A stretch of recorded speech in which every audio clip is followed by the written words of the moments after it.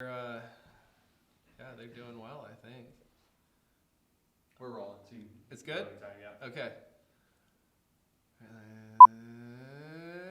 Action. Perform. Yeah. All right.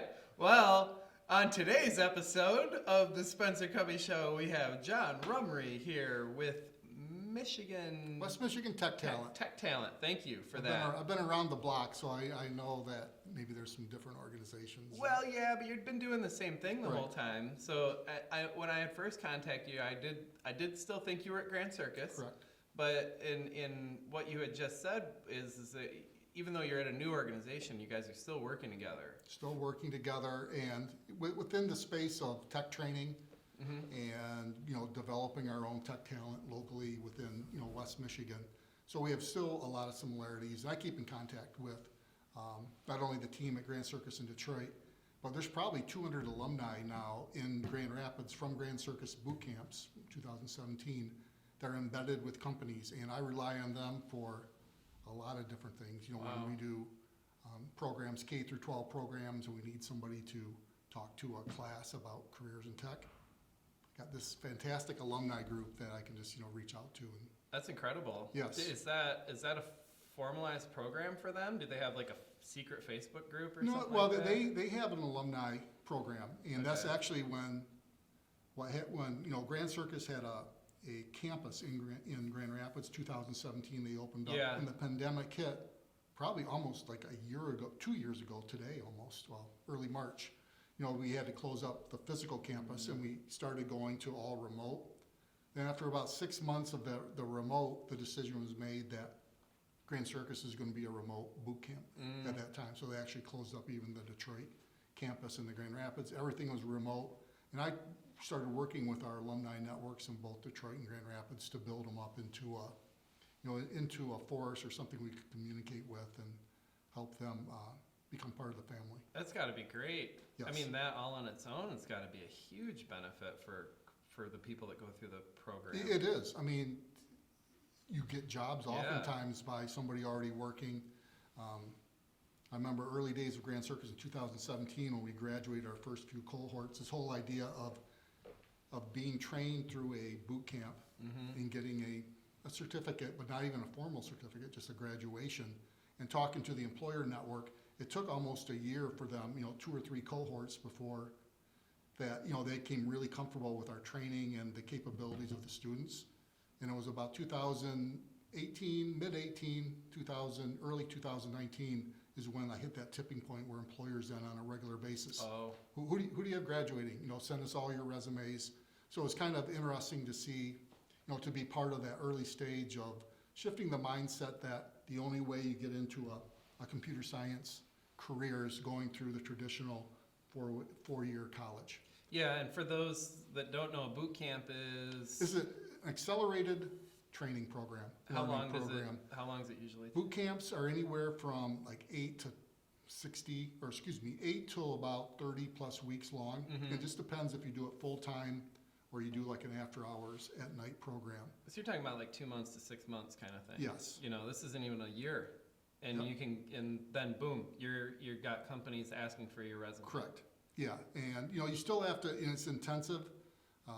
It's full time, if I'm not mistaken. It can be full time. You can Yeah. also, we have the popular delivery model, not only with Grand Circus, but for any boot camp, is this after hours type of programming where you meet 3 nights a week or 4 nights a week, sometimes on the weekend.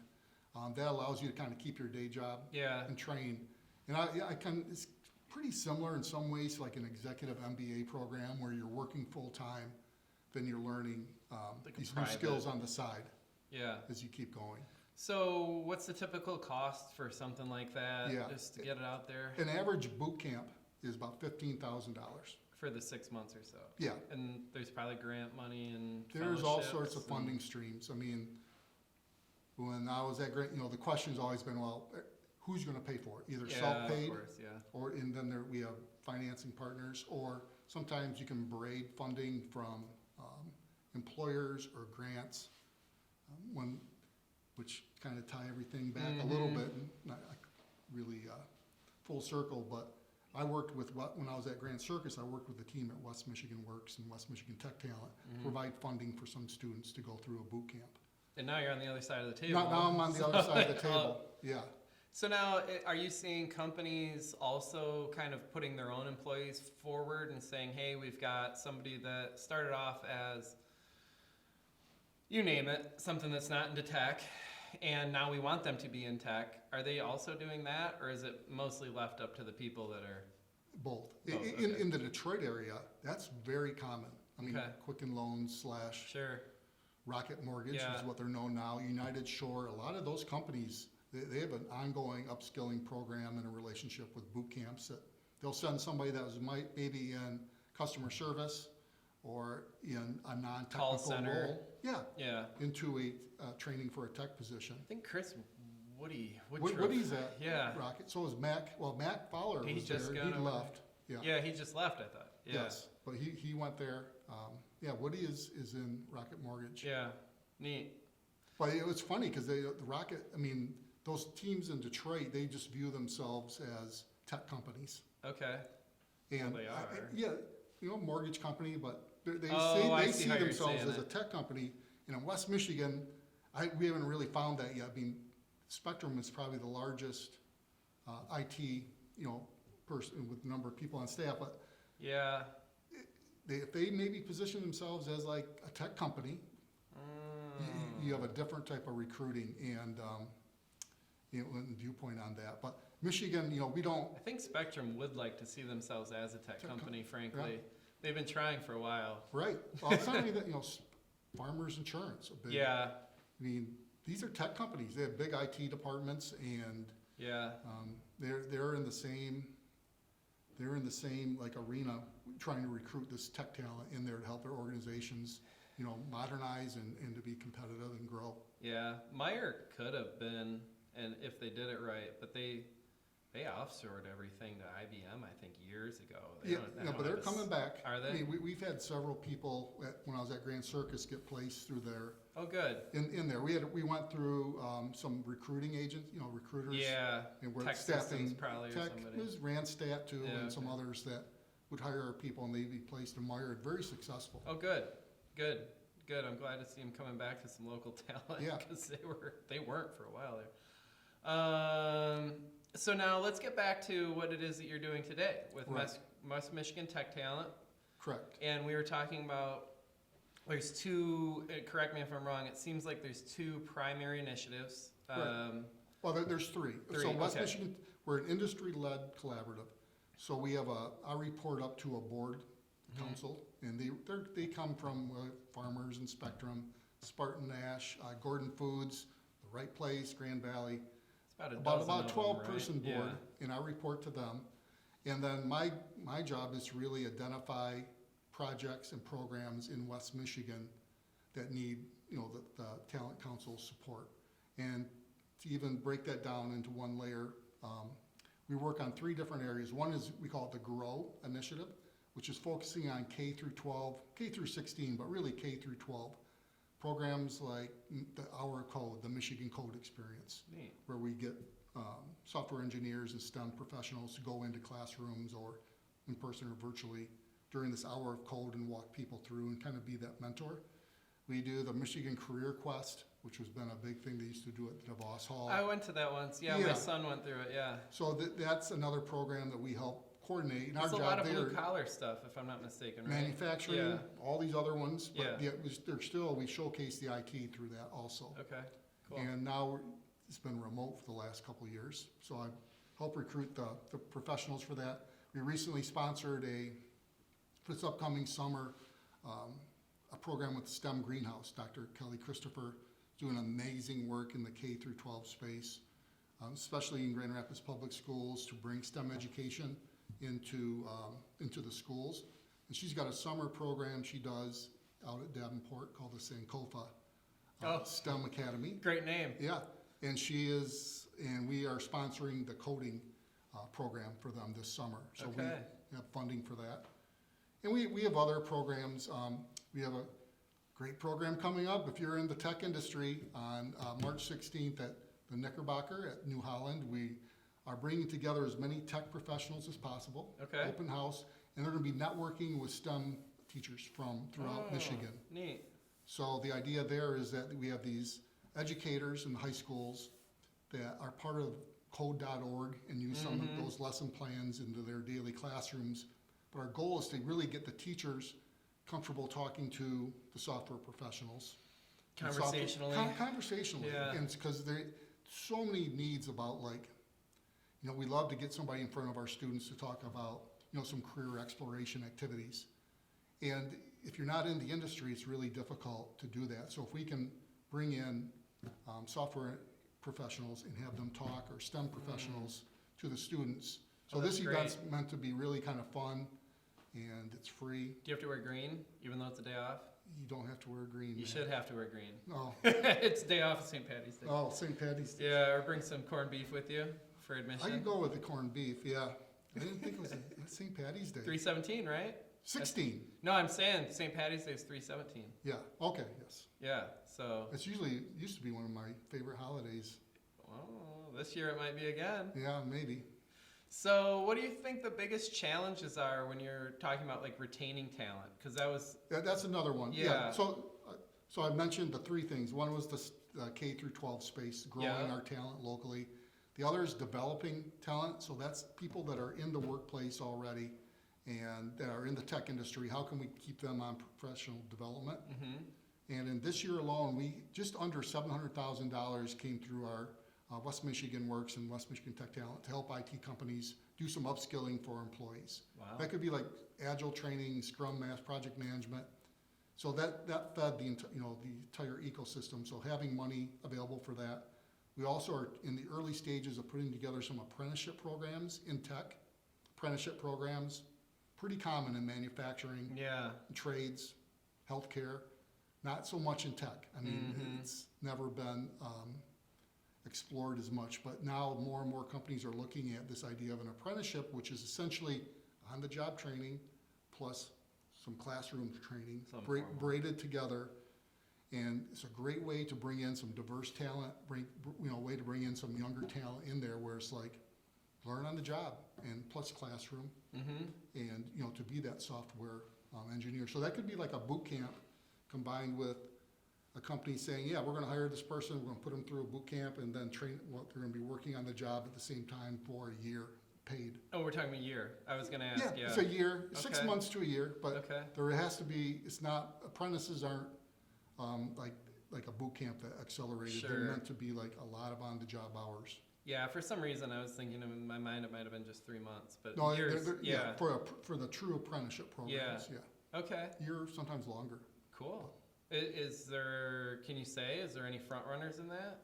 There's, Spectrum is doing a kind of a version of apprenticeship program with a company, Step It Up America. They're out of, I think, Atlanta or from the South, and they're having some success. I forget exactly what team they're on, but they have some young talent going through that program. Social media probably. No, it's not. It's digital. It is okay. a programming. Oh, they're coding. They're They're in coding. Java. They're C++, or they're. I don't know they're doing exact stuff. language, but it is not like a IT help Okay, desk, which is okay. kind of a common way for people. I was to joking, but bring. yeah. No, but help desk has been traditionally, hey, why don't you get started at the help desk and work your way up? Yeah. But man, I mean, like, with the right training and the right, mentorship and program and curriculum in place, you can learn coding fairly quickly, if everything is aligned. So anyways, That's develop. encouraging. Yeah, Yeah. so develop, and then the third is the attract and recruit and retain talent in the area. Recruit and retain. Yeah, and we've done programs in the past where we put panels together and attended some conferences about, what are the challenges that IT recruiters are facing now. And we've done some things with some visa programs, looking at how can we help maybe foreign nationals or people with some visas to work their way through if a company's recruiting that type of talent. But man, it's, I had 2 meetings today, one with Hello West Michigan, who's also involved with. Hello. Yeah, they want, their job is to help bring in people to Grand Rapids and in all different industries. And then met with some few technical recruiters from some local companies today too to talk about things we can be doing. And it's a challenge since the pandemic with the rise of, Zoom towns, like the article I sent you, the rise of remote work. It's a whole different, strategy that's needed to retain and track talent now in the area. Mm-hmm. And I don't have the answer. I don't know if anybody's really figured it out yet. Yeah, I mean, it's going to be more than money, Money's big, Money's big, sure, but it's more than money. it's always more than money. I mean, money's maybe the first year or two even, but if you're gonna, I mean, there's got to be different demographics. You got the 20-year-olds that Right. are just like, wherever you pay me the most, I'll go to because I like adventures. But then start getting around 30 and family life starts coming up, and you want to probably be a little bit more stable. But we're seeing it out in the country where people that normally had to commute in an hour or so are just staying at home. That's changed a lot, for rural America too. Right. Not just the city. It's, I follow a lot of threads on LinkedIn and just kind of like lurk on there sometimes. And these discussions about, work from home versus hybrid versus, Yeah. and it's kind of a running joke. It's kind of funny, but it isn't, is that when a recruiter sees a company that's saying, we're bringing our people back to work, butts in the seats, sharks in the water. Yeah. I mean, they can pick, a recruiter will start identifying those individuals and saying, you don't have to come back to work with our company. You can work remotely still. And it's like, shooting ducks in a pond, people want different, especially in the tech industry, they have expectations now. It's been 2 years. Yeah. Of Full remote. of working remote. Yeah. They've enjoyed it. They got their habits. They've got a home office set up. And I'm not too sure, like just saying that, well, we need our people back. If you're going to work for us, and they have too many different options in the tech. And I think, and a lot of the really savvy, and which we have around in West Michigan, they understand that, and they're doing everything they can, from hybrid to making sure the people feel know that they can have a home, and they're adapting too. Yeah. It's really like I think historically you're gonna, obviously the pandemic itself, but from the future of work, and a tipping point happened here. Oh yeah, big time. I mean, it's a pretty obvious thing, but it's bigger than. I know some people that I feel in industries that you had to be physically there, but for the ones that didn't, that's no longer. Yeah, I was right at the beginning of the pandemic, before the vaccines came out. I was doing a gig in town here for a big company, and there was only probably 4 or 5 of us going into the office, and there was room for 50, and everybody else was telecommuting, and they were telecommuting for the meetings, but they weren't obviously telecommuting for lunch or for hallway discussions or Right. for what have you, and to me, when you're on for the meeting, you're doing what you're supposed to do, but then right when the meeting's over, the pressure relaxes, and then you start having these real conversations. There's no way that's ever going to be. I don't imagine a world where that's going to happen, where you're going to be able to have those. It's different. It's not. Yeah. A lot of it was done in chat. Yeah. I mean, I would got in get trouble with text. that once. I would get texts from people in Yeah. Zoom meetings. Is like, and they weren't always just like like cynical stuff. They were like, Yeah. hey, would you follow up on this? But it was different, and it wasn't. You're right. That's when I was at Grand Circus. We worked out of Start Garden, Sure. and that was like the magic of being there. Is that I could be with our students and my team, but then sit in a different place and be talking to any different person every day. Yeah. And go to events at night and build that, since networks matter, Camaraderie. build those networks, and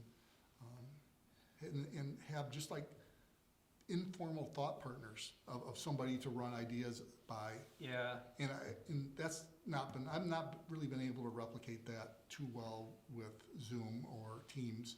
Yeah. Tried to. Yeah. Tried to have, hey, let's just get together and, have a 30-minute talk on Zoom. I've been to a Zoom happy hour. Yeah. No thanks. Yeah. No. Yeah. I admire, they had to try it. Yeah. I mean. You have, of course. Of you had course. to try it, right? Yeah, of But, course. oh my God, that might be something you look back on like in 5 years and go, man, remember those Zoom Yeah. happy hours? Yeah. It's like, no. Yeah. Please don't make me do another one. Yeah. Yeah. Well, it's funny, even like, I know you had Keith on for one of Yeah, your yeah. talks. Yeah. We did a Tech. tech trends with Keith. That was the biggest attended Uh-huh. Zoom, and it was pretty good. Uh-huh. But apparently it was hard to replicate too. I think he tried to replicate it again, but Yeah. we had almost 200 people RSVP for it and about 70 show up, which is a lot for a Zoom. Yeah. And Keith crushed it. Imagine all those faces. I know. Yeah, it's just like, oh, where's Waldo? And Yeah. it was just that many. But Yeah. anyway, so I think It can be It done, can be done, but I think but that's not a people- happy hour. No. That's a presentation. That's a presentation. Yeah. But I just think it was and there was like this pent up demand too for doing something that was Mhm. somewhat familiar. Techtrons, Yeah. it It had a good strong- run for a long time. Yes. Is Aim West still around? No, Oh, I'm just talking about that today. that's Because too bad. remember Conga? Were you around when Conga WM was a thing? Uh-uh. It was an online like aggregator of all events, Oh. of tech events in West Michigan. Oh, neat. And I guess what, not that it was like super, it was open source, so people could put their events on there.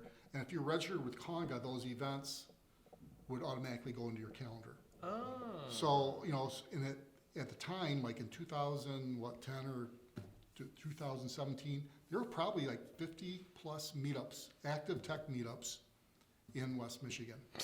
Wow. Right, I mean. Yeah, I didn't know and that. Very niche-y, some were like, oh. User groups? That kind of thing? User groups. Yeah, okay. Yeah, Yeah. and some were like, let's just learn about 5 people. Kubernetes. Yeah, sometimes 5 or Yeah. 10, but they were Yeah. active, ongoing, in person. Python, probably. Yeah, Python was Yeah. one. Then you had the Pythonistas, a Ruby. women's Python group. You had Oh. all these different, and they were active. Ruby on Rails. That was another one. Yeah. You had the C#, you had the GR Web Dev group, which is still Yeah. the most active right now. UX folks. Yeah, probably. UX meetings, and you had Ladies Who UX. Oh, and you yeah, had yeah, yeah. all of these groups that were meeting, and the Conga was, I think it was actually developed maybe by Aaron, Scott? yeah, when he was at the factory to Oh, get sure. those things going. But it's kind of died out. The reason that I don't want to ramble, but we're looking at it today Oh, are you? as like bringing it back, and Aim West was listed on there. Oh, yeah. A good run. They had a good run. Real good run. Yeah. That was like a precursor, of a lot of them, because it was Interactive Marketing, the Association of the Interactive Marketing West Michigan. You should get Jim Zaru to pick it back up. He'll do it. He might. I mean, He'd be it's got great. a brand, right? Yeah, it's got a great brand, a great track record, and if we can get back to doing stuff in person, Which it's happening. I think so. It'd be great.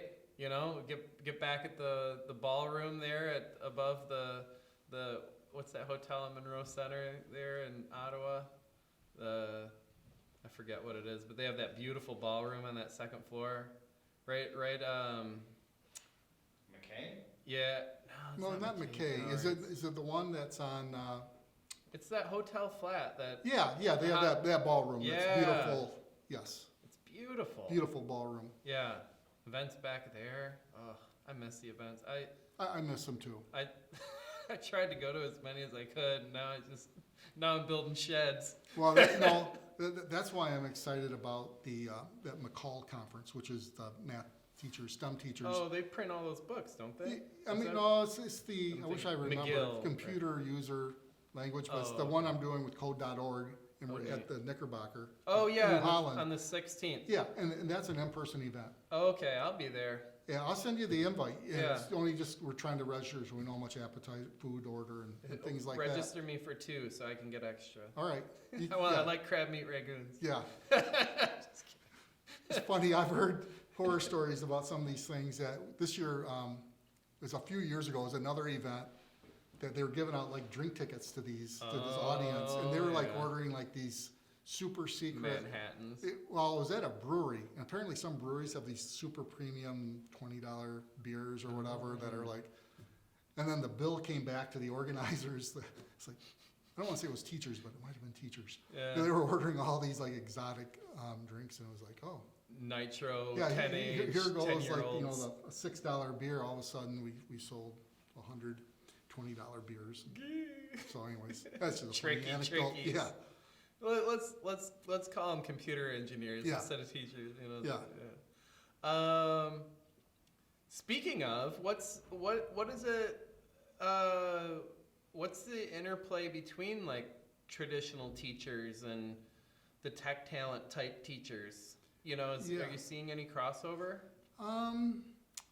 You know, that's a good question. I think there is definitely a lack of teachers that are in the STEM. Assume, yeah.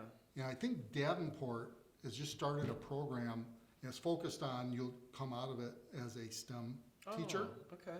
And I'm seeing that, and I somewhere in the country there's a boot camp for teachers to go through, so they could Really? then learn to develop curriculum. But you know, to ask a high school teacher, you know, oftentimes like when it came to STEM education, it wasn't coding. It was they might have some robotics clubs, or they Mhm. might teach people to use like Microsoft Office and skills of that nature. Mhm. But to be it's hard to code, and a lot of teachers, if they're really good at coding, to be honest with you, they weren't going to teach. Mm-hmm. Right. I Yeah. mean- You're talking about 50 versus 150. Yeah. Yeah. And so it was, you know, hard to do that. And that's why I think, you know, there's a role for these accelerated training programs, where you can get an instructor that will take somebody, an interested adult or even a student, through something quickly, a really complicated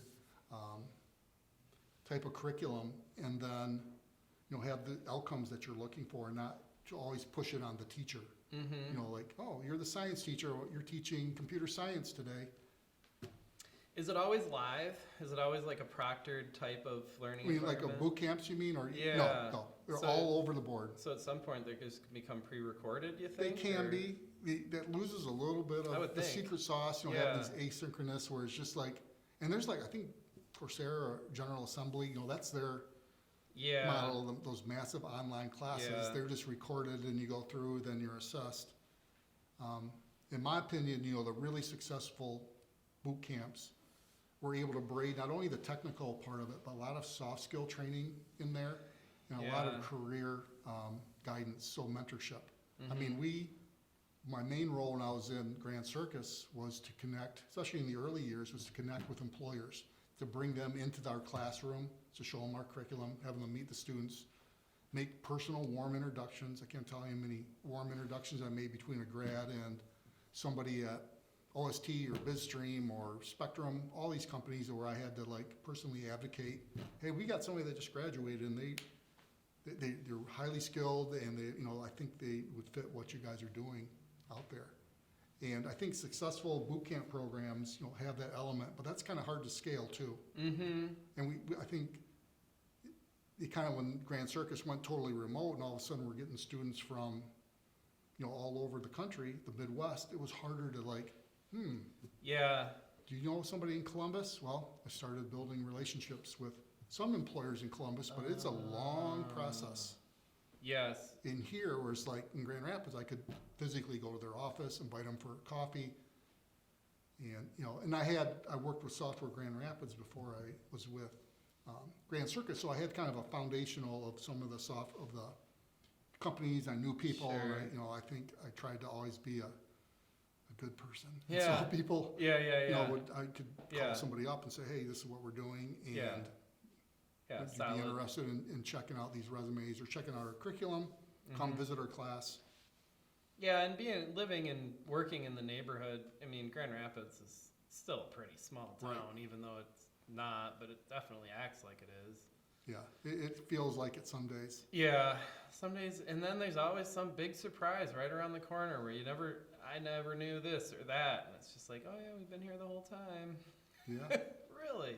I think there's a lot of, you know, billionaire next doors in Grand Rapids even when it Yeah. comes to not only the person, but these companies that like, and I learned that through, you know, working with Grand Circus sometimes. It's like, who's hiring this company hired?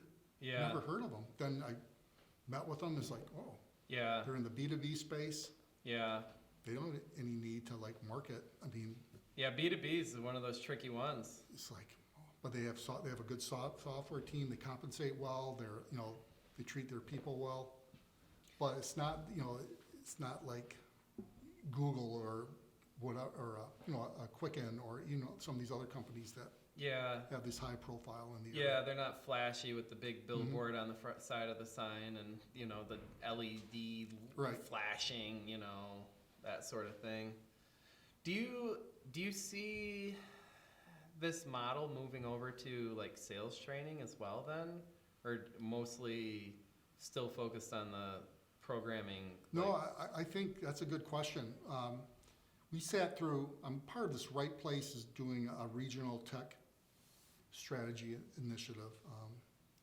And it's been like 3 months process, different meetings, and a couple of months ago, they brought somebody in from Salt Lake City, Salt Lake City's a tech hub. And Sure, Mormons. They got money. yeah, they have money, they have universities, they have companies, tech companies that are Yeah. headquartered there. But they said something that was really interesting through Weber State, which is one of the colleges that are right near Salt Lake City, was they had a technical sales boot camp. Mm-hmm. And they also had a college that taught technical sales, and so you learn how to sell software. And I Yeah. thought that, wow, that's really interesting. Yeah. And yeah, you think about it, like it's one thing to sell boxed water or sell, any, Mm-hmm. and you've been in sales, so And to sell- purchasing. yeah. I've been on both sides of it. Yeah. But to sell software or project and do the estimation and something technical, it does take a skill set. So I thought it was a really interesting insight that I think would be fairly easy for maybe it's a college, maybe it's a community college, or one of the four-year schools, or even a private trainer to come in. Mm-hmm. The other area that I've been like spitballing with a friend is like about a technical recruiter boot camp. Oh, Because recruiting is very lucrative industry. it sure is. I know some very well-paid Right. recruiters.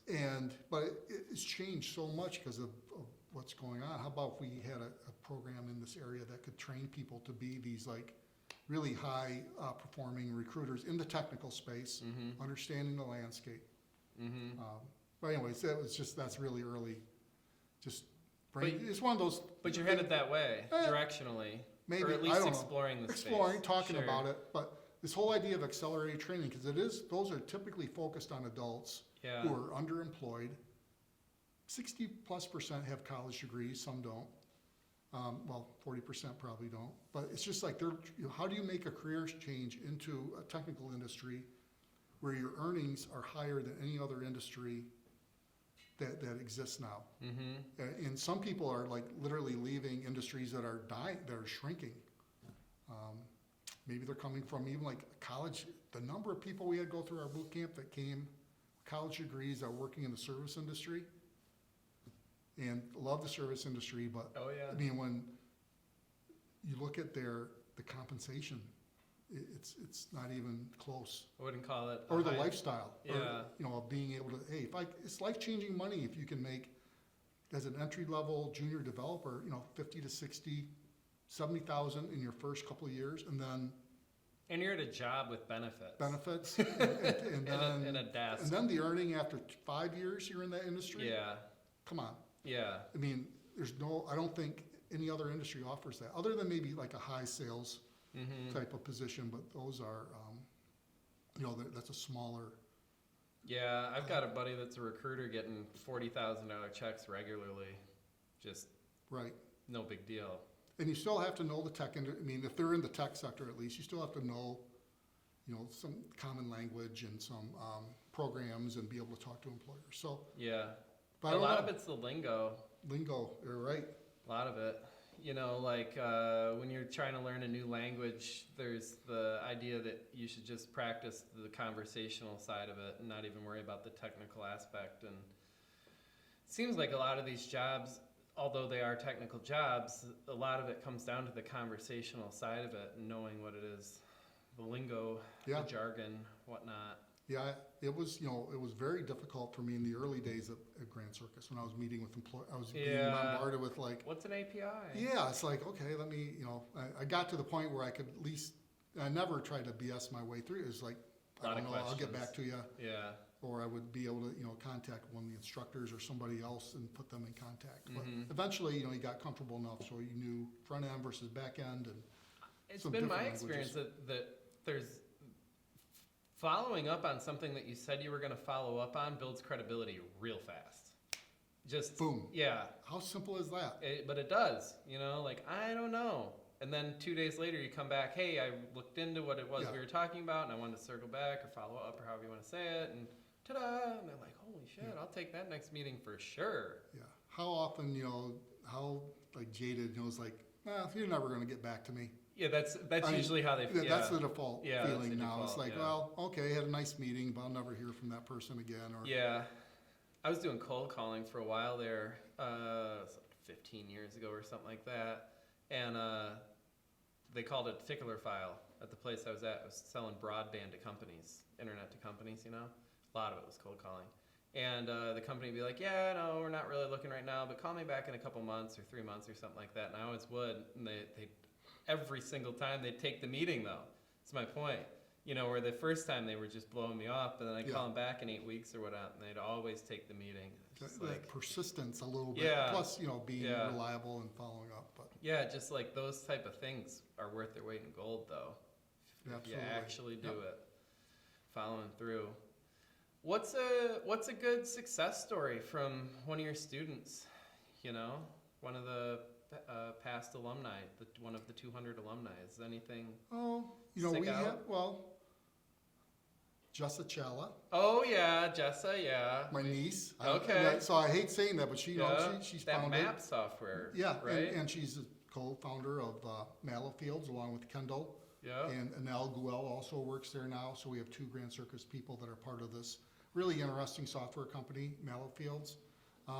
We've had other individuals that, we had a program called Develop Her, was an all-woman boot camp funded by Tech Systems in Oh, neat. 2017. And I think out of that boot camp, 7 or 8 of them are now currently in software roles. A couple just decided not to do in that area, but they're working all different companies throughout West Michigan in really successful careers. We had another program funded by Facebook, and there was a full scholarship, and I think every single person in that company ended up being hired by different companies in the area. Oh. So So I don't really paying- want to call out individuals or companies, but we've had a lot of people that I had one person that had GED, smart.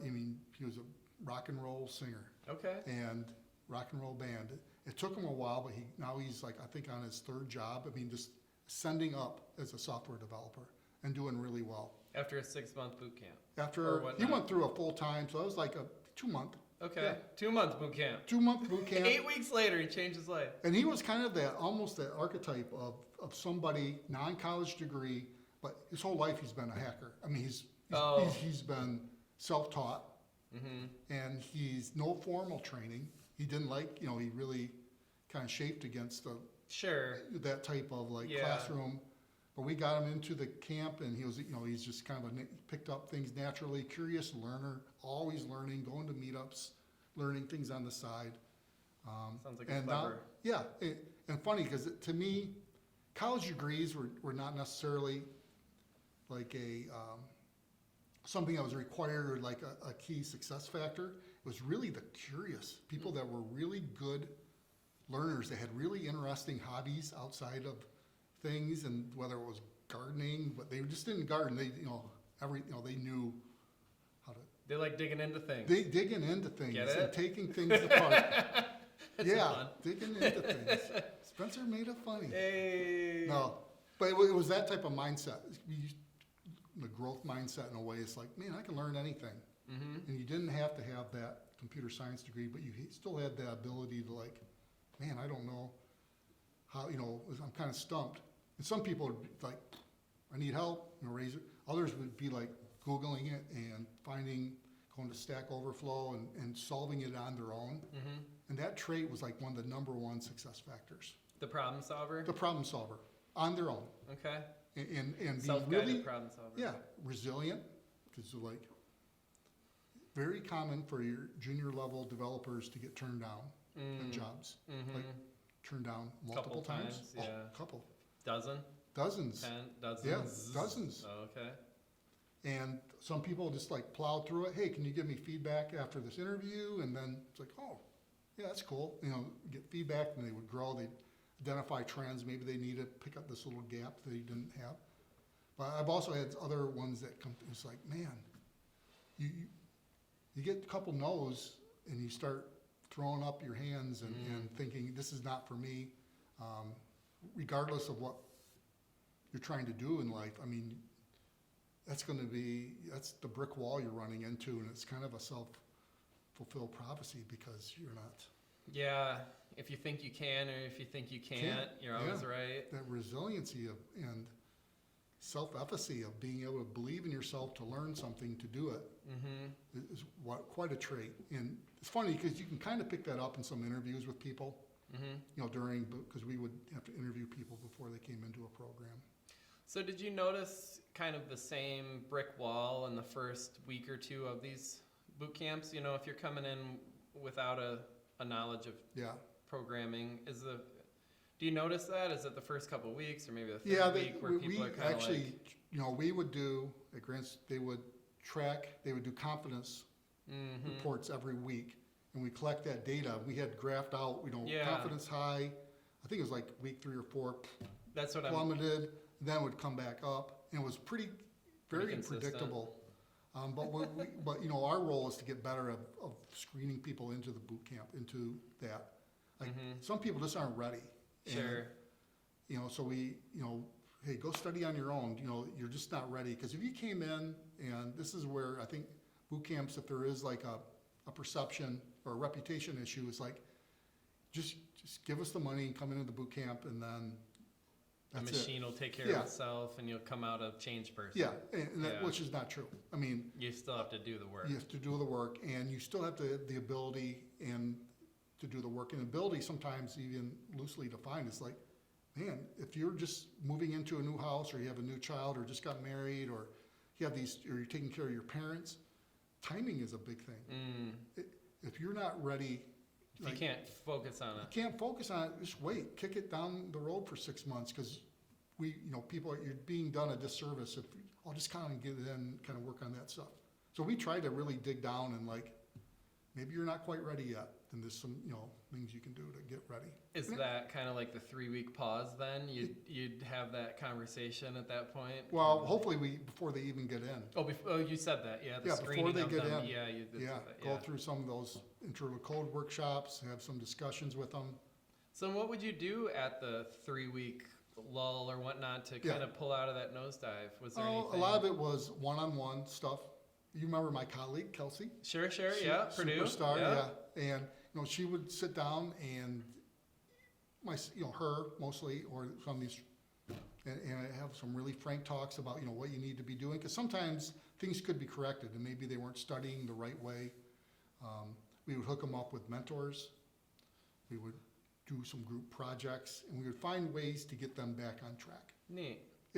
But there's always maybe 1 or 2% that just, maybe they just dropped out or didn't.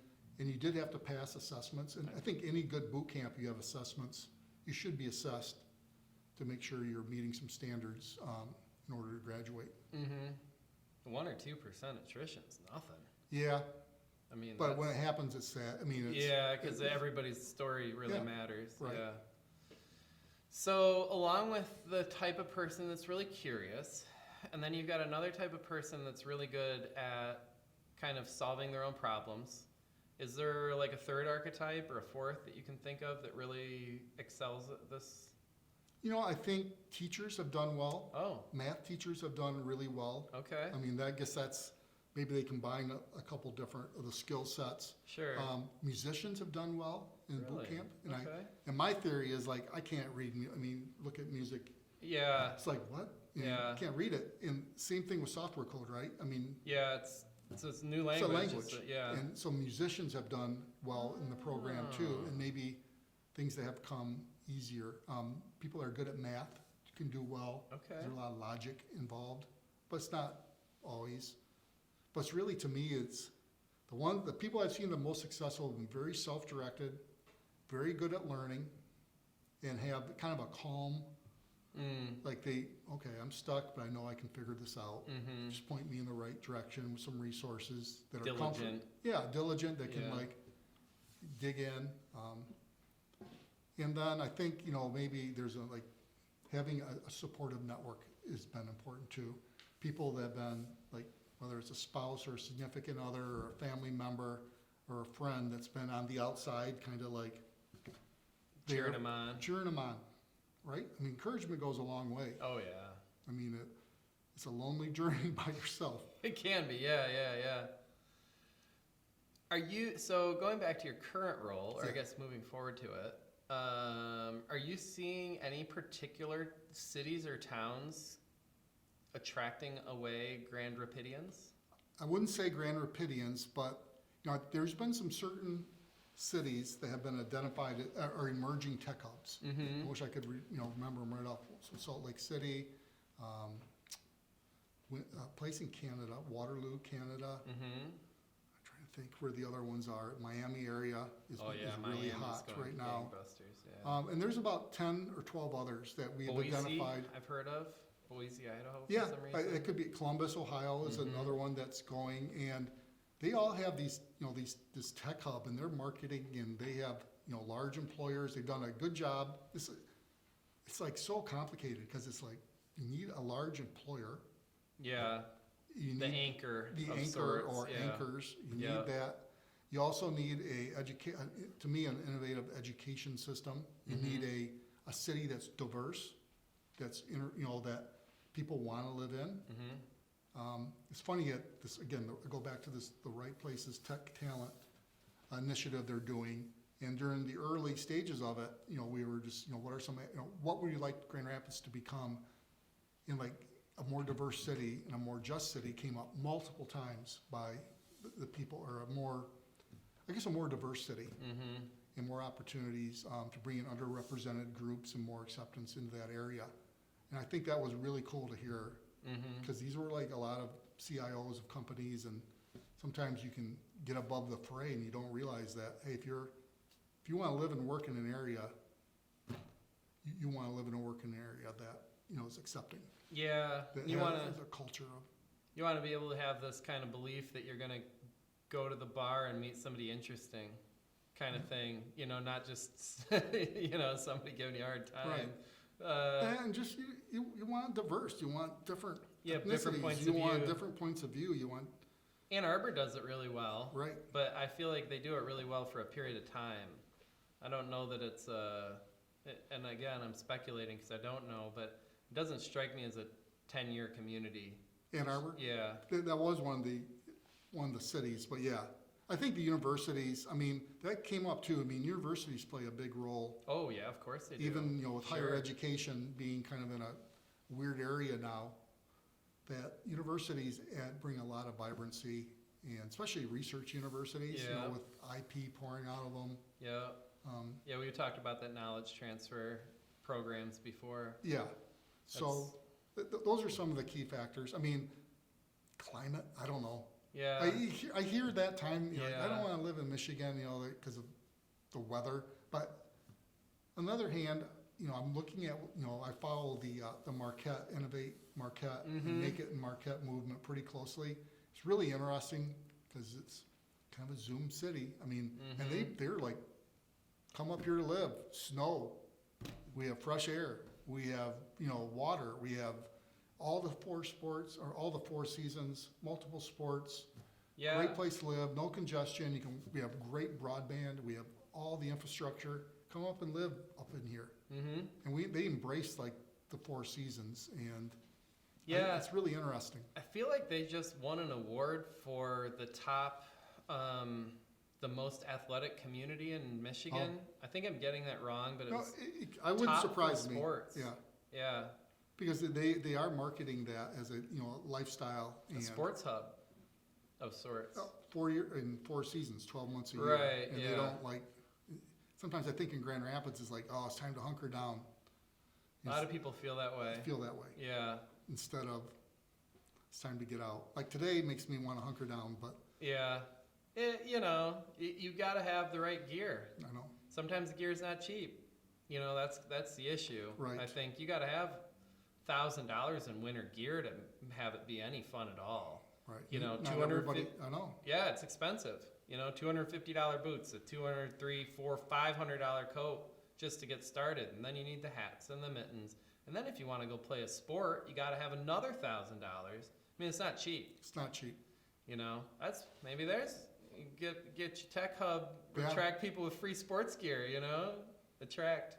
I tell you, I can't wait till, we partner and get the Blue Star Highway Sports Yeah. Hub. Yeah, we will. Or not Sports Hub, but Tech Hub. Tech Hub, Blue Star Tech Hub. You know, I forwarded your email on to the city manager in Saugatuck there. Okay. Yeah, he came over from Wisconsin originally. He's like, oh yeah, we're trying to do that over there. It's just a matter of time. It's time. And Yeah. it's for somebody to tackle that, like, it's time, it's money, it's a lot of marketing Yeah. and a lot of commitment. But I think, There's never been an easier time to do those things, though. You it's know? a prime area, man. I mean, that's a beautiful country. There's a lifestyle. There's a cost of living. That's kind of expensive. Yeah, But it is. not, there's areas like in Fenville and those areas that Yeah. I could see being attractive to somebody that doesn't want to live in the city. Yeah. And Yeah, that whole Lakeshore community is an interesting one. You know, being that I play in both kind of fields, you've got Grand Rapids and their river community and, South Haven, Saugatuck, Holland's kind of Lakeshore community. And they don't interact very much from my experience. Holland has a little bit of carryover into Grand Rapids, but I think it's mostly due to proximity. We down in South Haven and Saugatuck, there's more interaction from Chicago by far. I bet. By far.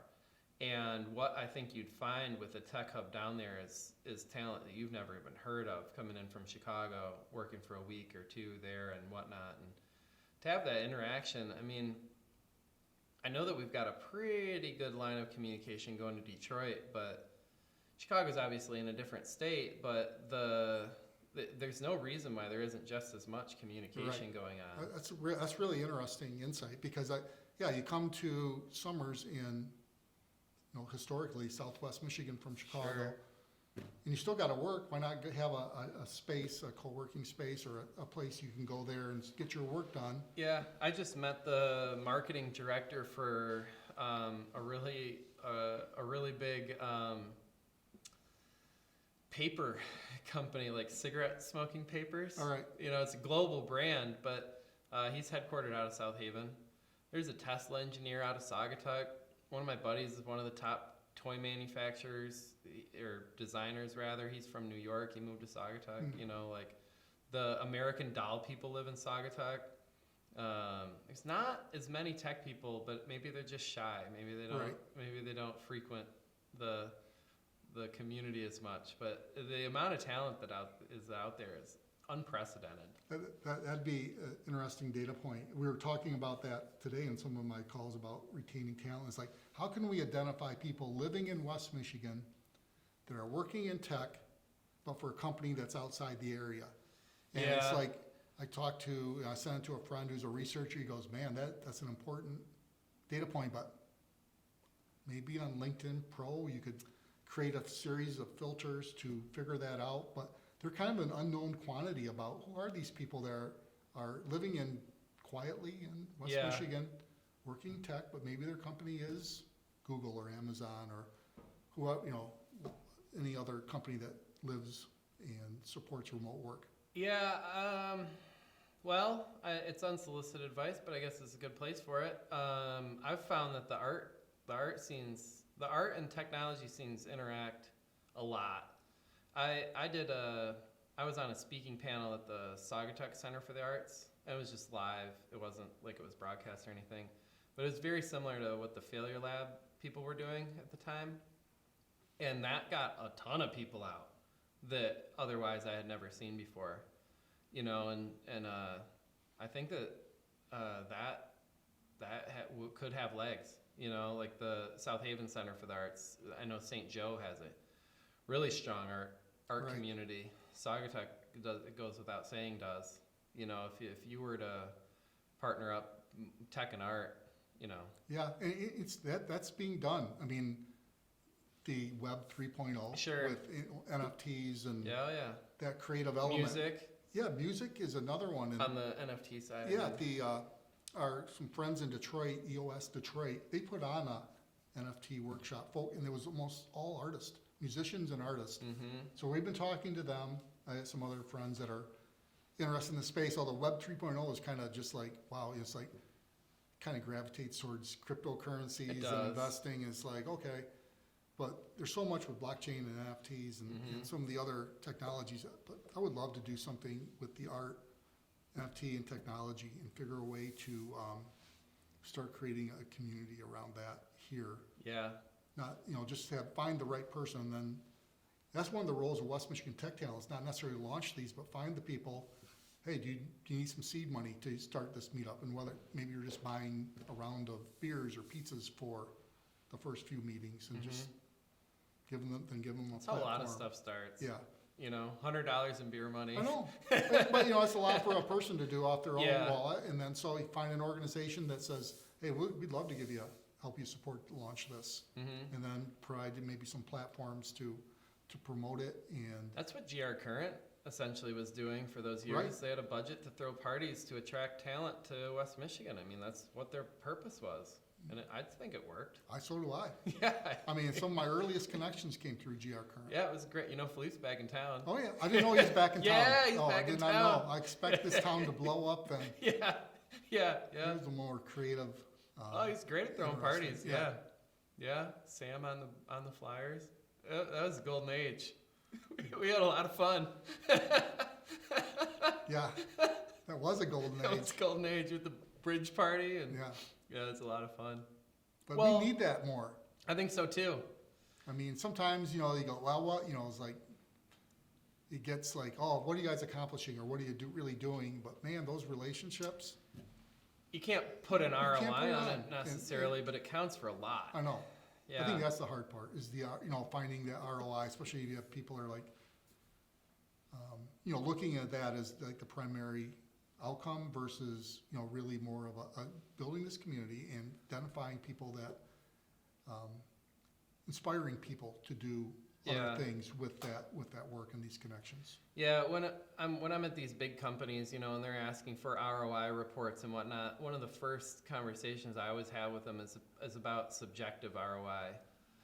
Like it's cool and everything to measure easy numbers. That's really easy to do, but what are you actually going for? You're probably actually going for engagement.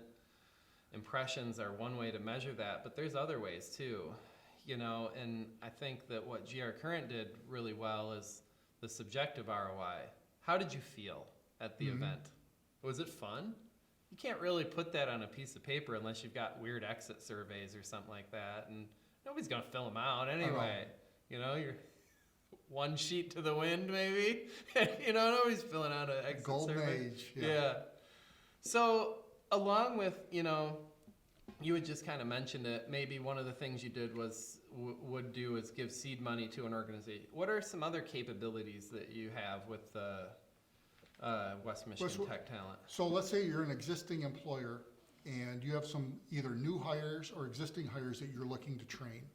And really with some specific training in order to help move your organization forward. Within tech, it could be taking a project or somebody that's maybe not trained in project management, but get them going, putting them through a seminar, or take somebody to be a Scrum Master or Agile or some other type of training.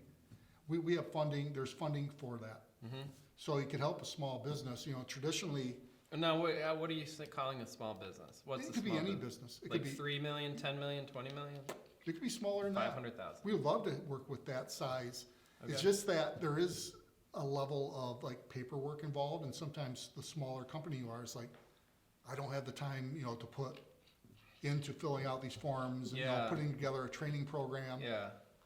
But we have individuals that will help them do it, and we have really made a point to do outreach towards some smaller businesses area, especially in the tech area. So 3 and 4 and 5 people companies, come on, let's have a conversation. What do you guys need to grow?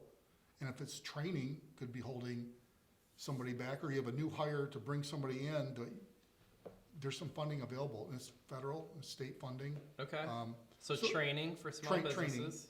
Yeah. Yeah, and we do. It's a given for large companies because they have Yeah, they're do like that a anyway. well-oiled machine. It's like they know how the funds work. But training for small businesses, And the other one would be to identify if they have a project they're working on maybe in the community that they want to get going.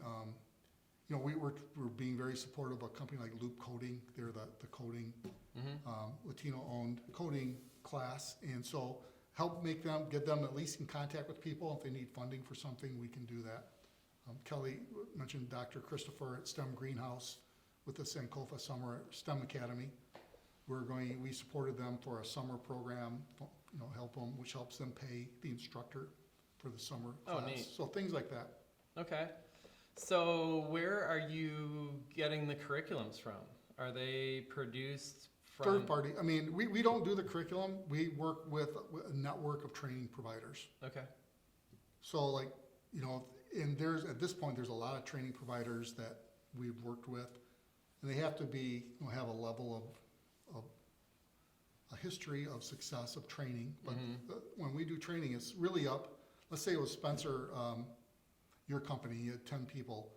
We'd ask you to find the company, the training you want to go through. And then we would, if it's somebody we've worked with in the past, it's kind of like quicker. If it's somebody we're not familiar with, one of the business service reps would kind of just vet it to make sure that it's a good investment. So you have, I'm guessing you have kind of a menu that people can choose from, but in addition to that, if somebody was to find a training partner that's not necessarily already on the approved list, it's not difficult to get them approved if they're legit. Yeah. Okay. Again, the idea that training money is to help the organization move forward. Sure. And that ideally without that training, they wouldn't be able to grow, or maybe they're faced with, really to help them grow. Okay. I mean, there's a certain level where the company needs to invest in their own well-being. Yeah. But if there's like a new technology or a new crypto is probably one of those things to an extent. If you're a media company or something, finding ways to identify those, where they need this money to help train to be competitive, so they're not having to either lay off people or maybe go out, or just would help them grow. And what's I don't know if award is the right word. Grant? It's usually it could be anywhere from I want to say $1,500 to $3,000 a person. Okay. But if you have 10 employees, That's a lot of money. It could add up and pay for that. And they're grants. They're grants, yeah. So that's money you don't have to pay back. Yeah. Cool. And the only I want to say fine print is a lot of it. It's always based on the budget being approved at the state level for some training funds and the federal. But there's a lot of federal programs that are in place. Almost every president or every type of administration comes in with some Jobs for America or some. Yeah. They have their own package. Well, it's very much that money then trickles down into the state level, and then through West Michigan Works, they're kind of the fiduciary, or they help take that money then into the local communities. I'm learning that part. It's complicated. I bet. Yeah. Unfortunately, my role is not really to get into the weeds too much with that. It's just to say, okay, identify this company. Hey, I'll connect you with this person here, and then let's talk about your training needs. And just creating awareness. Is there some? It's something that came. Who? You mind if I ramble? Go for it. Yeah, absolutely. I don't mind at all. You know who's making big waves is one of your old buddies. Who's that?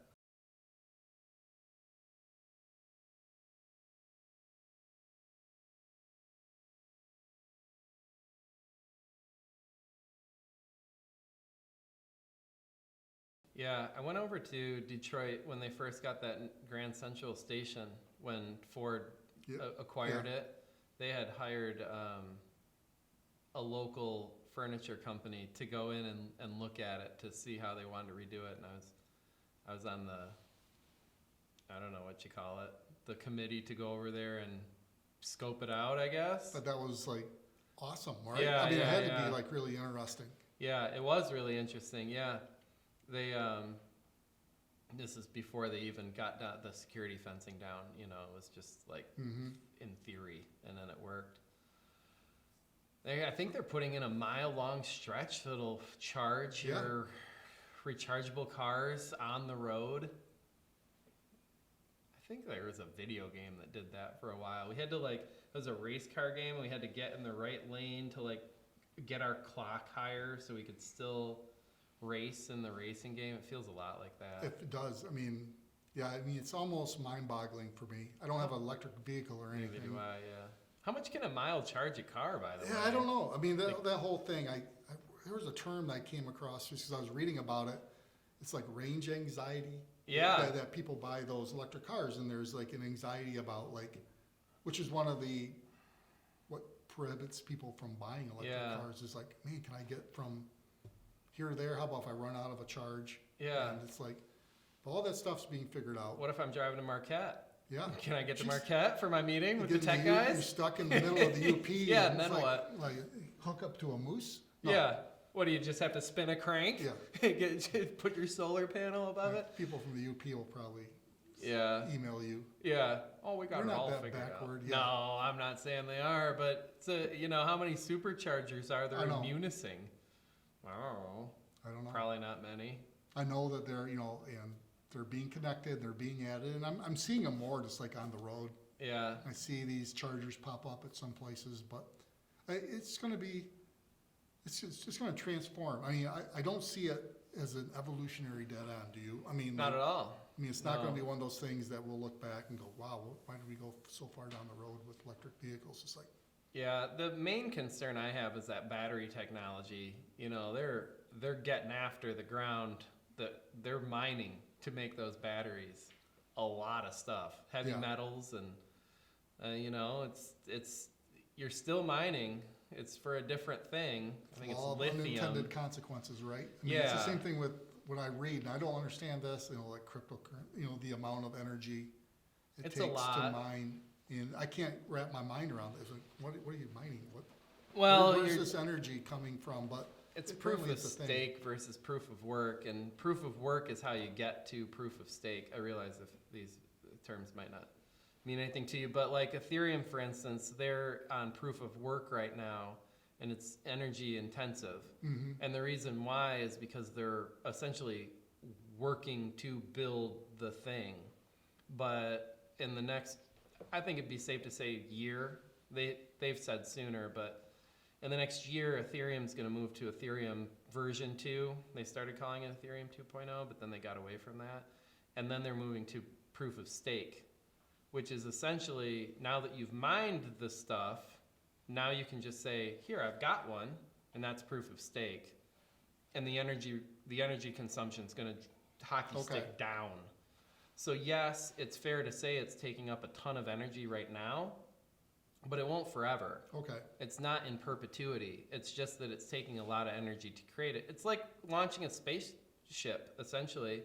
You need that fuel to get you out of the stratosphere, but once you're in space, how much gas are you using in space? How much rocket fuel are you using in space? Very little. Makes me feel better, Spencer. Yeah, it'll be fine. It'll be fine. Trust me, the future's going to be fine. The future's going to be fine. Yeah, Ethereum in particular, they're the leader in smart contract technology. Their energy consumption, I would say by the end of the year, if not, it'd be very safe to say by the end of 2 years, it's gonna be a fraction of it, and they're doing that on purpose. Okay. You can start off with a proof of stake, proof of ownership model. You can, but it's not as secure. It's not as safe because all of those transactions under proof of work are what make it secure. Mm-hmm. So you need that, and when you're beginning, there's some people that have said otherwise, but that's yet to be proven. Ethereum's the only one that's actually in business. There's competitors like Cardano and Solana and whatnot, but they're just getting started. They're in the infancy, whereas Ethereum's proven technology for unproven technology. Right. At this point. Brave new world. Brave new world. And trying to wrap your mind around that. It's all new stuff. Yeah. It's kind of overwhelming to a It boomer is. like myself, where it's you want to be relevant, but it's a lot. It's a lot. Yeah, it's essentially, you can think of it this way. The easiest way probably to think of cryptocurrency, or at least blockchain technology is it's essentially a Google spreadsheet. It's a spreadsheet, that doesn't have an owner. Okay, That's the easiest way to think of it. Whereas like an Excel spreadsheet you own on your computer Mhm. and maybe you email it to somebody, or maybe you're in some fancy Microsoft 365 and more than you can just access your spreadsheet, but it is your spreadsheet. You made it and you own it and you're sharing your latest version with people. And maybe Microsoft people will get mad at me for saying this, but I think of crypto more as like a Google spreadsheet where nobody ever owned it to begin with. Mhm. It's always been in the cloud, and the amount of people that you share that with is, in theory, infinite. okay, That's the same thing that crypto is basically doing. It's an online spreadsheet. Blockchain's name comes from the blocks in a spreadsheet. nice, I didn't know that. Yeah. That's a good Jeopardy Yeah. question someday. Yeah, that's why they call it blockchain, because in a spreadsheet you've got blocks. Yeah, right, So blockchain's just a chain of blocks. And what happens is these computers that are mining are figuring out what that next block is. And, Right. and it's all crypto, it's all algorithms that are figuring out what that next block is. And once you get the next block figured out, then the miner gets an award. okay, They get awarded some level of crypto for getting that next block. Block awards is what they're called. And then by doing that over and over and over and over and over and over and over, you have this chain of blocks, a blockchain, that also each block contains the history as well. So they're immutable. mm-hmm, You can't go back and change it and say that something else happened, because each block has a copy of the whole chain. Right. okay, So it started off as cryptographers, after the financial crisis, being like, you bankers, we Right. can't have this kind of anymore. sense that there, it came from Yeah, somebody trying to disrupt, Yeah. a traditional industry, but yeah, it's pretty overwhelming. But there's conversations. I'm part of a couple Slack channels, or a Slack channel now, that trying to get that meetup thing going again. Yeah. To go back to those user groups, but my last, like in 2019, there were 2 active blockchain user groups using Start Garden. oh, I bet there were. But they just kind of dissipated. They that- probably got a gig. Yeah, but who knows? I mean, there were some really smart people. I don't know what happened to them. It takes a lot of energy, Yeah, like human energy, to run these user Yeah. groups and meetup groups especially when you got 4 or 5 people showing up, and Yeah. sometimes 2. too, Yeah, or competing agendas yeah, on them. And then obviously the pandemic hit, so that yeah. took away Got that everybody off their in-person game. dynamic, and then they never translated. But I know that, but now there's a small core group of people I know trying to slowly, hey, if you're interested in Web 3.0, Yeah, let's get back together. Let's start having some discussions. And a lot of it's education. I mean, it's like helping not just people like me, but anybody understand, Yeah. what this means, because logistics are a big thing that are being solved by crypto. Like there's one company called, its ticker is HBAR, HBAR. That one's big on logistics for Okay. companies. And then you've got others that are, essentially formed by companies for companies, like, right. nah, I could go on and on, but I know it's like it's a whole mind-blowing. ecosphere. I know. Well, there's isn't it El Salvador or Honduras? El Salvador, yeah. El Salvador is, Yeah, and I think there's I read another company country. yeah. that, Miami'd like to if they could. Hmm. Yeah, it's legal. So what they did was they made Bitcoin legal tender, and then they gave everybody a wallet, a Chivo wallet. I'm not sure how to pronounce it, but it's spelled CHIVO. And what it essentially is trying to do is add the ability for their unbanked to be banked, so to have money outside of their mattress. Essentially, is where they're at. And they keep on buying the dip. Their credit rating just got reduced. It used to be a B minus, I want to say, and now it's CCC. hmm. There's going to be some casualties, aren't there, along the way? Yeah. Of like the early adopters or the early. There's blood in the water. Yeah. Yeah, I mean, I personally invested when it was at its peak in like April, and watched the thing tank. April of what? 2000. this year. This year. 2021. 2021. Yeah, Bitcoin had just hit its all-time high. Elon Musk is going on Saturday Night Live, and Right. I don't remember how much, but it was a lot of money. It put into Dogecoin at like 75 cents, and right when he gets on TV, it plummets to like 30 cents. And I was like, this is the exact opposite of what I'll give you a little bit of advice with crypto. you have to buy the hype and sell the news. So, for instance, like, we'll use the Elon Musk going on Saturday Night Live example. The hype is Elon Musk is going on Saturday Night Live to talk about Dogecoin. That's the hype. The news is that he did talk about Dogecoin. You have to buy the hype, sell the news. Right when he gets on the stage, everybody sells because they already knew it. You know, that's the game.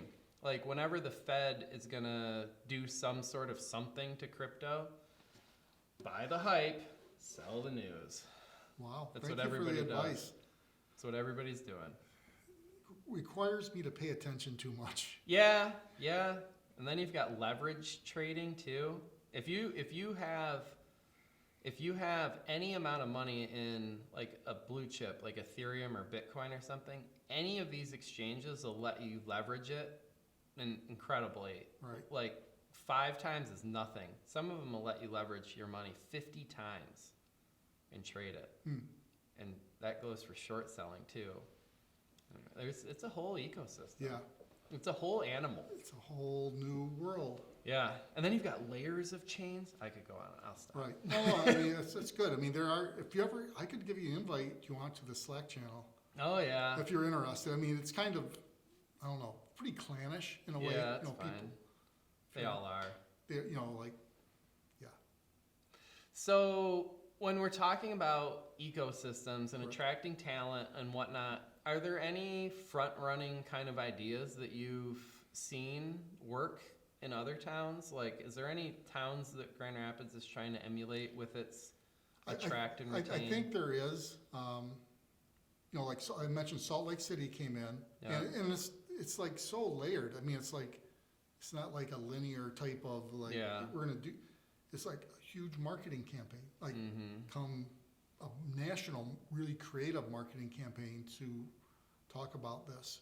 But in Grand Rapids, I mean, I think it's just we have all these disparate types of things going on, even though they're kind of connected. But think of when the Whitewater, when the river becomes fully realized. Yeah. I mean, how's that connected to tech? Well, it's connected to people wanting to live in the area. I think we really need to look at GRPS in the public school system to make sure that if you're a parent with kids, where are they going to go to school at? They have, that has like maybe a world-class STEM high school education or an experience even down in the middle schools. How can we create that? Universities even like.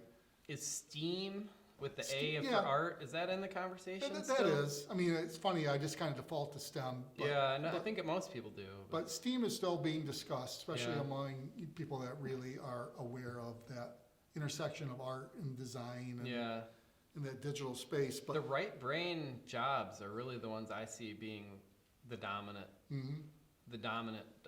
drivers.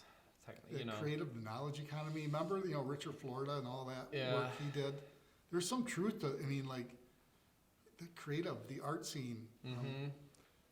But that's why I think it's really complicated. I don't know, I think it's just picking up the game of everything, of our educational institutions, of finding, companies like The Right Place doing their work of recruiting tech companies to headquarter here.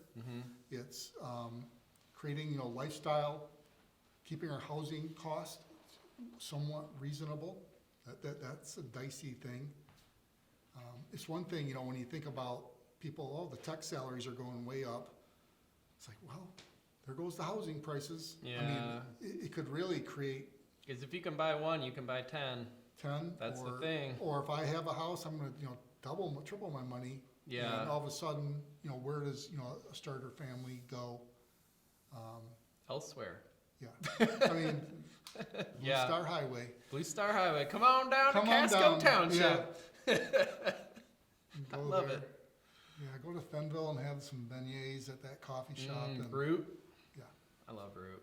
It's one of my favorite Yeah. coffee shops, sandwiches. It's just, I like places that are like unexpected into a town like Fenville. It's like, whoa, you have Salt of the Earth, you have Brew. It's like, what the heck? These are like one of the as fine of a places I've ever been to. Well, the Southerner, he's the guy running it. He started in Fenville, and then he went to Reserve, and now he's back in Saugatuck doing. Okay. I remember doing when he Southerner. was in Fenville, because I was writing for Rapid Growth Media, and I Yeah. remember I did a story interview. Journeyman. Yeah, and he was talking about, his Matt Millar or Matt. Yeah, Millar? it is Matt. Yeah. And Yeah, Matt. about, his philosophy of food and, cooking and Yeah. being a chef. And then Journeyman, I forgot about that. Yeah, the Southerners, just some amazing Mm-hmm. little. Farmhouse Deli. That's Tree right, Life right on Blue Juice. Star Highway, right? Yep. By the corner of, yeah, I know where that's at. Yeah. There's some great. There's some places. great, and I don't know, I think it's fun to have those. And I think success of those types of companies are part of creating this region that people want to live in. Yeah. And I think it goes back to, we're gonna also be judged by, how our diversity. I mean, Mhm. are there equal opportunities for everybody in this area? Nobody wants to come a creative type or a technical type and work in a city where there's not fair opportunities and resources. So I think that's something Grand Rapids has to constantly look in the mirror and say. Mm-hmm. But I'm positive, stuff that the opening of the new lounge downtown, and with John Jokes and AJ Yeah, and his yeah, team, I think- ambiance. yeah. I've had a good time down there I already. haven't been there. I'm Oh, a you little bit oughta. too old for the clubs. No, not to go check it out. Yeah, but I think that you have. I don't know. I see that as a real positive for the area. Yeah, I got down there as soon as I could. It's real fun. I remember what it used to Rags. be many years ago, Well, even Before Rags? Oh, really? What was it before I Rags? can't even remember the name, but I Yeah, remember neither. going there during my early days of living in Grand Rapids, and Oh, it was man. the night. It was like It's a nightclub. It's It was- always been a hot spot. I had too much fun at Rags. yeah, Ambiance is It's got, nice they did. Okay. Oh yeah, they're ready to roll. They got food coming now too, and then they've got another one they're opening. Muskegon, the right? Muskegon, Yeah. yeah. They're putting down the floors, it seems like, and coffee bar down the way, and then they've got Grand Rapids Alliance for. Am I saying that right? Yeah, black businesses. Yeah, Grab. With Two Camille. B's. Yeah, I was trying to say two A's, but no, it's two B's. Yeah. And I think that the thing that Grand Rapids has going for it in a good way and a bad way is the lack of diversity. But now organizations are able to shine the light on that, and I feel like it's getting to be this point where it's arcing in the other way. Right. Okay. And Grand Rapids isn't even close to as conservative as it was 15 years ago. I mean, I think at its height is when they shut down the strip clubs, and I didn't go, Yeah. but they still shut them down. And it's like, what kind of big town shuts down its strip clubs? Grand Rapids does. And nowadays, Still conservative. I mean, the perception is that we're really hyper conservative. yeah, it is that And maybe it's the perception. reality too. I don't know. It might be. It Yeah, I might guess be. it's hard to tell, but I think that there's other towns close by us that still win that award. Right. You Yes, know. there are. we don't need to name them, but No. they exist and Yeah. they know who they are. And I think Grand Rapids is getting to the point now where it's able to loosen up a lot, or yeah. more so anyway. I think our mayor and our city managers, they all are very progressive, and Yeah. it's really exciting to see. Yeah, and they're focusing, the music venues. I think coming to town have helped. Great. Pyramid And, schemes yeah, help. listening 20 room. Monroe. Some of the listening bands room. they have coming there are incredible. Yeah. It's like a little Nashville place. A couple of them are. What's that? There's that really famous saying. You go ahead and make the rules if I get to pick the music. I haven't heard that, but I kind of like that. Yeah, I think there's a lot to be said about it. If you've got diverse bands coming through, Right. So I used to tell my kids, hey, if I'm going to be driving up north, I'm listening to my radios, not my music. They're got It's their my headphones rules, and my music. yeah, both. Oh, Yeah. you got both. Yeah. See, I hope they don't hear that line then, because if you get to pick the rules, then they get to. Oh. pick Well, the it always music. ends up they end up doing it. 'Cause They get to pick whatever. anyway. Yeah. Well, so let's see. What's a good parting line here?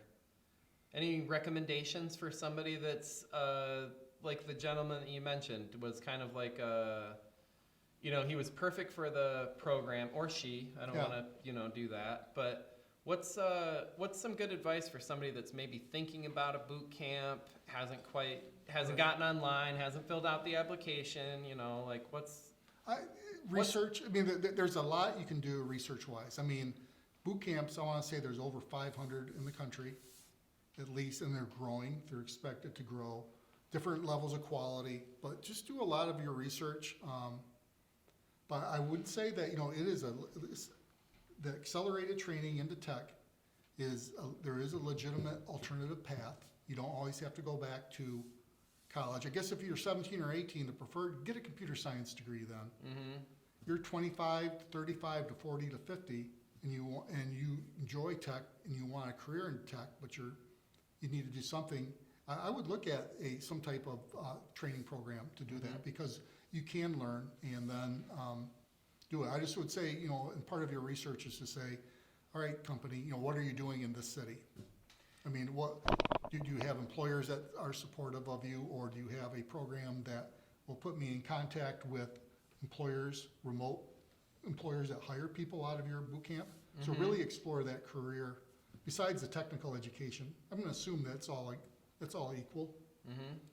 Find out what you're doing to help me get a job after I graduate. Okay, so ask them the questions of how placement's going to work. Yeah. What type of employers, support do you have? What do you do for alums after they graduate? You just see you later. You're on your own. Yeah. Or do you have some support? Do you have alumni that can help me out? Yeah. And then just make sure, I would start coding on my own and, there's so many free things. So Yeah. just start building something. Code.org. Get involved in the community. Find meetups that you enjoy. Start going to them. Show up at GR Web Dev. I think you're at Little Space Studio or something. Okay. So now on the flip side, if you're a company, that's not really sure about how to do what it is that they need to do, as far as getting new tech talent or Yeah. advanced training, keeping up with the trends, what advice do you have for the small to medium companies that are... Yeah. I think, some of those, they're figuring it out on their own, but I would just say, look at the upskilling model of finding people that know upskilling that are already working within your team. They have some talent, they're being underutilized, and maybe start grooming them towards a role into IT if you can see that. And and that's where maybe like an apprenticeship or some type of training that you could pay for, but look internally for some of your talent. Mm-hmm. And especially if you can see down the road that you're going to need more technology on your team. But other than that, I would also say be open to people without degrees that can code. Mm-hmm. And that's becoming more common, but there's still companies that won't even your resume wouldn't even get through the applicant screening thing if you don't have a certain degree. Mm-hmm. But if you're a smaller company struggling for talent or throw that out and just see, can you code? Tell me. And a lot of people can, and they're good. So They just need a chance. They need somebody to give them a break. let's say you are working in a company of 10 people. Right. And let's say I'm the tech guy, and I'm working in a company of 10 people, and the owner or owners are more advanced in age, let's say. And I want them to install some high-tech gadget or gadget that I've found that's going to revolutionize the business. Right. And they're hesitant. What would you say to that scenario? Yeah, that's a tough one because I've talked to people that work for a company that have owners that are in the mindset, and they fit into pandemic's over, butts in the seats. Yeah. And I think they're going to be struggling because they're going to lose talent. Mm. But to get back to your scenario, I think it goes unfortunately probably into that return on investment type of massive report. Do you help with that sort of thing? Not necessarily on that. I don't see that scenario. I mean, maybe we could put them together with some other, companies and... It's internal sales in a way. Yeah, it is. It's being able to figure out, the investment and that return on that. But I think... And it goes back to the technical sales kind of that you're talking about a little bit. I don't know. If it helps your business grow, I mean... I just can't see any business in my mind, that doesn't have a technical component anymore. Yeah. Either it's gonna be internal, your team, or You you're get- gonna be having to have contractors come in, Yeah. whether it's just your website or e-commerce or, It's still nerve wracking though. I think if you're one of those companies, it's like, oh, so we got to move everything over to the cloud. You know, we've been doing it fine with paper, and right. yeah, I don't know, it's kind of survival of the fittest at that point. yeah, yeah. It's a shame, but I just think that it is what it is. yeah, it is what it is on that. I would just say, like, to me, it sometimes is looking at, like employees, talent that doesn't have degrees, look for like these non-traditional Mhm. people.